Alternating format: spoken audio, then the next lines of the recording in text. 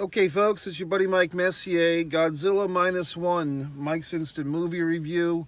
If you happen to be watching this review and you've never seen me before, my name is Mike Messier. I do things, and one of the things I do is I review films. I go see them, and then I sit in my car. And I discuss them with you. So let's talk about it. Well, first of all, I have to give a shout out to subscriber, my good buddy there, Michael A.J. Norris. He was insistent that I watch this film, that I go see this film. I even said, Michael, or AJ, I don't really like Godzilla movies. I said to him through, the messenger, and he said, but you got to see this one, Mikey. So that and another gentleman, the dapper man, Kevin, here in Jacksonville, filmmaker himself, he made a nice post on Facebook declaring this film a great film, that you did not have to be, I believe he said, a Koji fan, which I believe is monster movies from Japan fan, to enjoy it.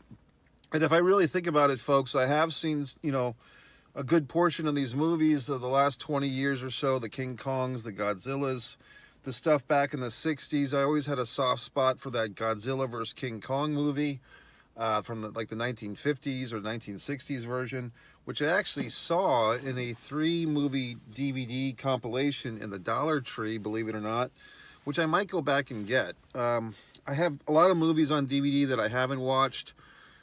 So many things to watch, you know what I mean? It's just too much content for one lifetime, folks. But let's get back to this film. Well, first of all, I went tonight. It was a Tuesday night. I believe there's some type of discount at the AMC Theater. The theater had a lot more people than I expected. Also, I think it's been posted on social media that this Godzilla Minus One, it's in its last, I think at this point there's only 2 days left to see it on the big screen, because so many movies are coming in for Christmas. The Iron Claw, the Von Erichs wrestling movie, amongst others. So I really had to kick myself in the ass, because to be quite honest, even with all the resounding go see it's, from all these wonderful people, I still, kind of was a little hesitant, or just not that psyched up to see it. But boy, was I wrong, folks. This was a fun, not just a fun movie, but like a serious movie, which actually didn't humanize Godzilla in any way to me. I don't have any motivation. What is Godzilla? Well, I have some thoughts on that. It really humanized, as well. They're already human, of course, but the people that are fighting Godzilla, this movie did a great job of telling that story. The redemption, spoilers, of the kamikaze pilot, the love story. We kind of get a backdoor happy ending, if you've seen the film. You know what I mean? And just, I really never realized, and I'm sure that there's articles about this online. I'm sure that these thoughts precede this movie, although I've never, to my memory, I've never seen anyone talk about this, but I'm sure, because I'm not a Godzilla aficionado, I'm sure that these theories have abounded before me.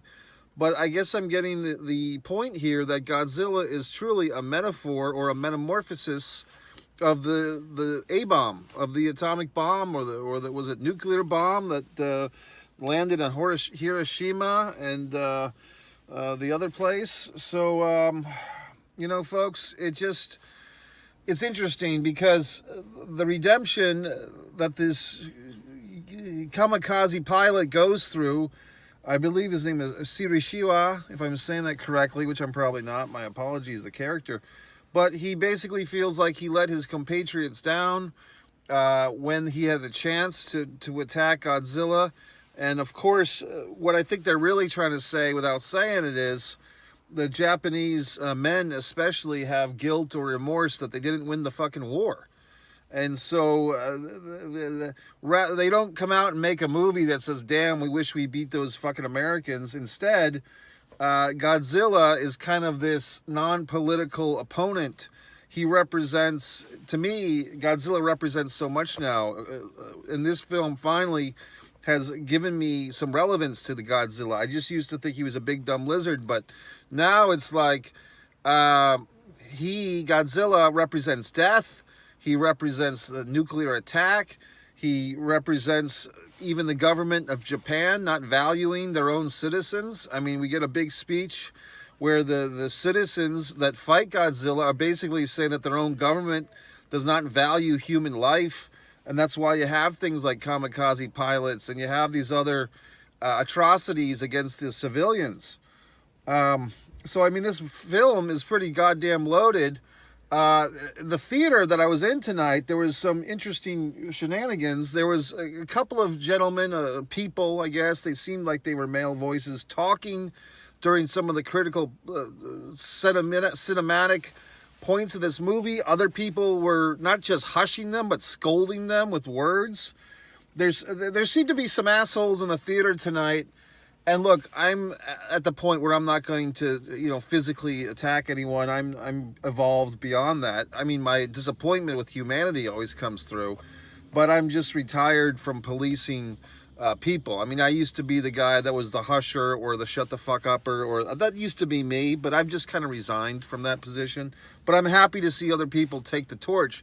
And recently I've been hearing, went to see a horror movie last month. There was some, hushers in the audience to people, the finger Freddy fuck, whatever the fuck, Five Nights at Freddy's. And now this Godzilla thing where audience members are hushing each other, at least in my experience, 2 in the last month, which I think is a pretty good number. So there was some hushing going on. There was some, talk shaming going on in the theater tonight. I thought that was awesome. I loved it to hear audience members yelling at each other to shut the fuck up. I thought that was great. So good job, whoever the fuck you are, for doing such. But to me, the people that were kind of chit-chatting away, like anyone gives a fuck what they have to say, they're not getting the relevance and the storyline. And this movie is kind of going for some real emotional things here. The shame of being a kamikaze pilot who does not go kamikaze, who does not live up to his expectations. Not that I'm shaming them, but the self-imposed shame. Once again, the feeling that the government does not care about you, and that you're just a sacrifice, and that your life means nothing, that you're just to be sacrificed at the altar to war or to defending against Godzilla. The woman, I'm trying to remember her name, very, like this unfulfilled relationship. They have like this platonic live-in relationship, and they have this adopted daughter of sorts who's calling them mommy and daddy, but the man, Soshisawa from fucking the war, he can't get over his guilt, so he does not consummate with this beautiful young woman. He's got this built-in family. He's got this lovely woman that he's living with, but he can't kiss her. He can't make love to her because he has such guilt. So he has to fucking blow up Godzilla. And a nice little, semicircle here. The fucking kamikaze pilot gets an ejection button. And it's like a big fuck you to the whole male ego, you have to die for your country or die for the cause thing. It's like, why don't we use our brains for once and have an ejection button? And I think that this humanity that we're seeing here is basically taking a stand for the individual and also for just human rights to live and not be a sacrificial lamb for the ideologies of war and conflict. God, what a film. Oh, deserves a special cracking of my neck. So I thoroughly enjoyed it, much more than I thought I would. I thought it was just going to be another, special effects fuckfest. But once again, folks, when a film has these special effects at its disposal, but when you justify and you validate making this movie by actually having a storyline that has relevance and passion and humanity, for Christ's sakes, then you really have something here. When you just throw shit on the screen like we saw for the last 20 years, like, oh, look at all our goddamn CGI effects, look at the Incredible Hulk. I'm thinking to the Edward Norton Incredible Hulk, the Mark Ruffalo Incredible Hulk. These movies did not pivot us because they gave us no stories that we cared about. You think about things like the Transformer movies. I never got my dick hard about those movies. Other people did. I never saw the relevance in them. But I mean, all these special effects movies, these Avengers, Endgames, and all these things where you just pile on the effects, you pile on the superheroes, you pile on the conflicts, and it's all a steaming pile of dog shit because there's no fucking storyline. Well, not a storyline that you actually care about.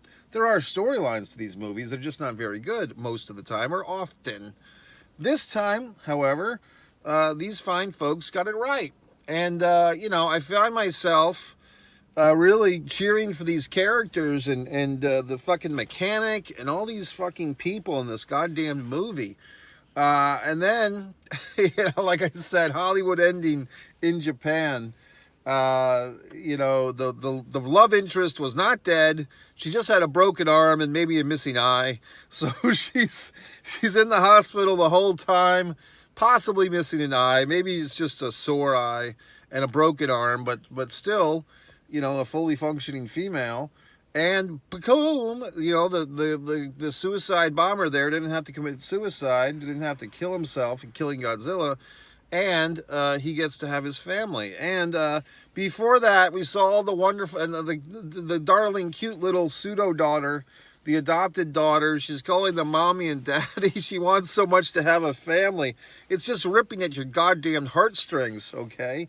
And then the tactical, the non, official government, like they're the private citizens who, because Japan's under such strict regiment, from the U.S. and the Soviets, that they can't form a fucking... They're saying that our government can't fight Godzilla because of all these restrictions based on the U.S. and the Soviets. So we have to... the civilians have to fight Godzilla.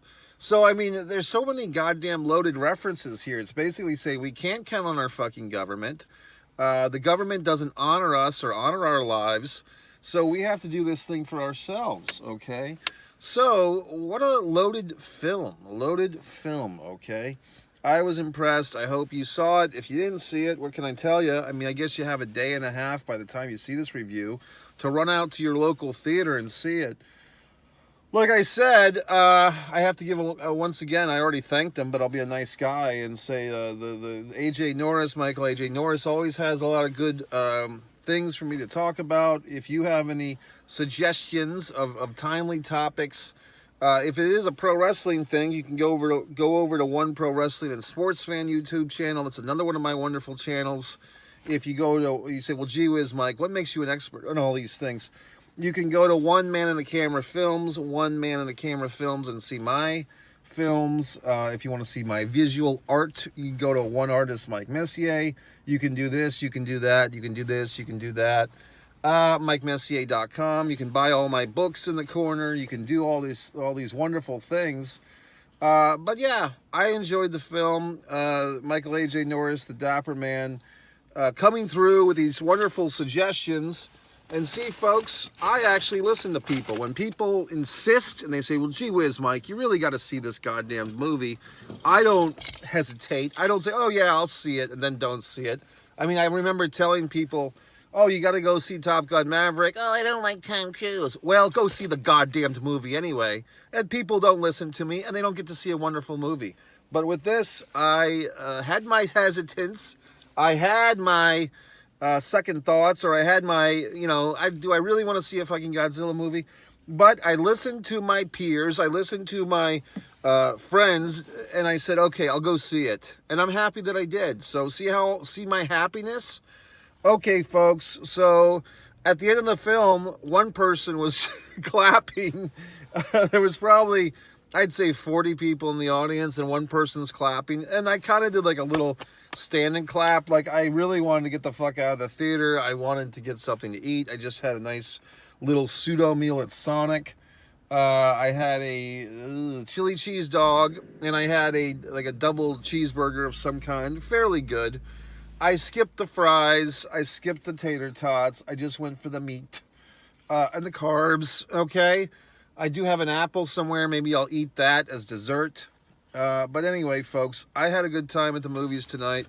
MikeMessier.com. If you have other suggestions, topics, I am watching a lot of streaming stuff. I'm watching this documentary, The Inventor, about the crazy woman Theanos or whatever the fuck. The Blood Lady, and so on and so forth. MikeMessier.com. Subscribe to all my videos, all my channels, buy all my books, do everything I say. Mike Messier.